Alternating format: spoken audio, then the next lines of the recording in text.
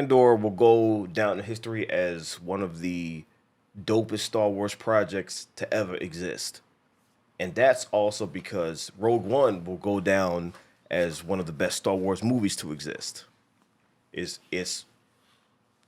Rogue One is like, as far as Star Wars movies, top three for me, because like it felt so different and it brought like a new kind of energy to it, and the stakes were fucking crazy. Like every aspect of that movie, from beginning to end, was just like it gets burned in your brain, and you will always remember the characters, the mission, everything. And then Andor just took that, amplified it, turned it into a TV show, and gave you anxiety every week. Andor was intense. Like you watch it and you just like, I don't know how to say it. It's just I felt uncomfortable. Yeah. Because you just need shit to go right. It would introduce a level of tension that made it hard to breathe while you were watching the show. And it felt like whatever mission they were on, you were there too. It's like, oh, we can die at any moment. What the fuck is going on? We gotta get out of here. Like I started feeling panic, and it just hit differently from the emotions to the stakes, and like I can talk about Andor forever. I've watched that show from beginning to end at least 5 times because it was just that amazing to me. Getting to experience that when it came out was one of the best things that I've had the privilege to do. And now we get season 2. And they got a date. April 22. I'm there. Do you know this is a day one? Everybody fucking knows that. When it comes to Andor, like, there's a personal stake in it for me because of my love of Rogue One and the show. Everybody on set went above and beyond. Behind the camera, in front of the camera, the music.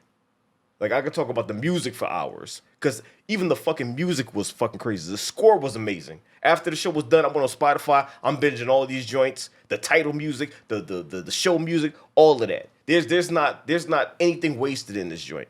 We even had the privilege of talking to the man that put it together. A personal achievement for me. Like, that was insane. And it's wild getting to talk to the type of person that puts this together, something that you watch and feel so passionate about, and you get to hear his perspective, and he says things that you didn't even pick up on, like, oh shit, that makes total sense. You know what I mean? Stuff like that, because of course that's the mind behind it. He's like, yo, this is what I do, so here's some insight into it. I can't wait for this shit. We got a trailer for season 2. Let's just check it the fuck out.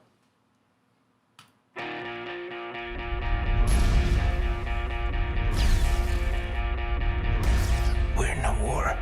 You want to fight? Or you want to win?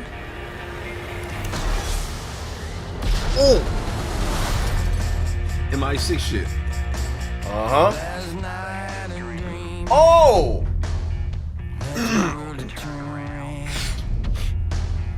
All our hopes have come to me. The revolution starts now. What a swell party this is. Oh shit!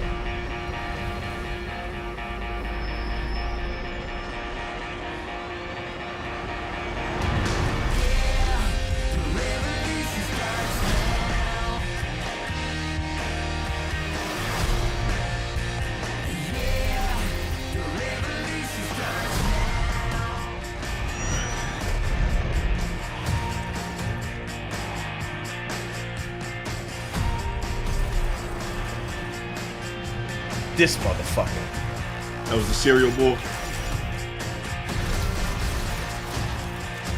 Remember this moment.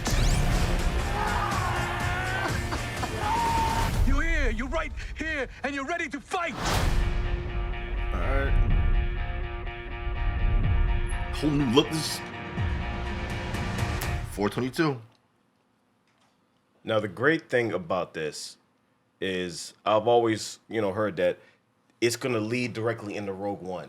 And you start seeing more of that here because we're getting closer to when that took place. You see motherfuckers from Rogue One pop up like, yeah, let's do this shit. And that already gets me so fucking excited, man. And in fact, after the season, I'm gonna rewatch Rogue One again because I might actually watch Andor again as well. Yeah, hell, you have to. I don't want to miss pieces anymore. Ever since I got into Star Wars with you, I'm starting to see that this story has everything has a connection. Everything. So I don't want to have questions. I just don't want to have questions anymore. I want to know this. I want to know that. And Andor is one of those shows where I can't have holes in between. Like I need everything to be fresh. Because it's one of those shows that you really got to pay attention because things go down and has ripple effects, and it's one of the most adult Star Wars projects I've ever seen because how they handle everything. Like you could tell, like, ain't nothing funny here. There's no jokes. Shit is fucked up all the fucking time. It's like we on the run. Shit is crazy. It's like it feels like one of them joints where anybody can die at any point, like at any second. No one is safe. And you're along for the ride when they go on these fucking missions and whatever like that. You're there with them. Like I feel like I'm in the ship. Whatever it is, I'm like, yo, you go, be careful. We're gonna die here. Like I'm just watching. Like I'm a viewer, but at the same time, I feel like I'm a part of it. Like I connect to this like differently because of how it's done, how it's executed, and of course you got the actors that are like just giving it they all. Like everybody is just fucking killing it, especially the main dude. Like he kills it every single fucking time, and I can't wait to see what the fuck goes on because it looks like things are ramping up already because we're getting closer to that. So you're seeing Saul Guerrero pop up, you're seeing all these other motherfuckers pop up, and where they let you know, yeah, it's getting wild. Now, it is getting wild. My thing is this: do you know how good of a writer / director you have to be? Maybe this is a personal thing, but do you know how good you have to be when you write a story where the audience already knows what happens in the future? You really have to be really good at what you do to still have someone like me feel fully invested. It's like I said, it's personal. I never liked prequels throughout my whole life. Never, because I'm looking like, why would I watch this if I know? If you know what happens. But when you watch Andor, it's like you remove and delete what you thought you already knew. You're just so worried about getting through these episodes. You're stressed out.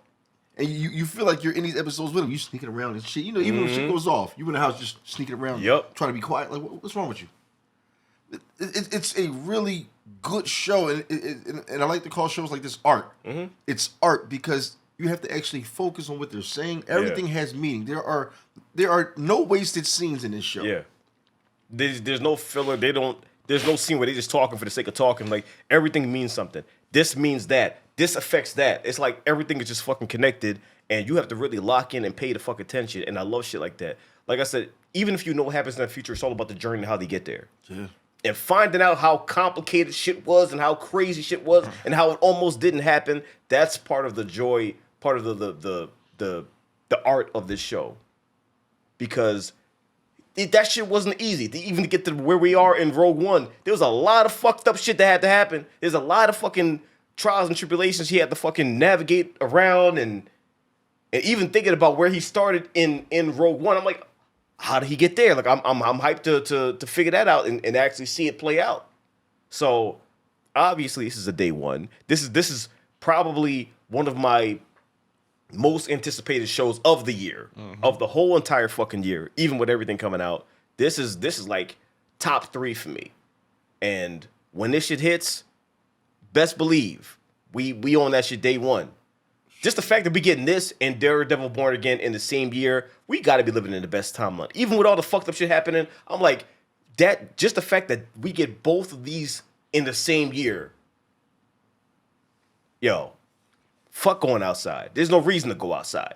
You know, I just said that. I will fuse with my chair. Just matter of fact, if I can just stay in one room and let it be and survive, I do that.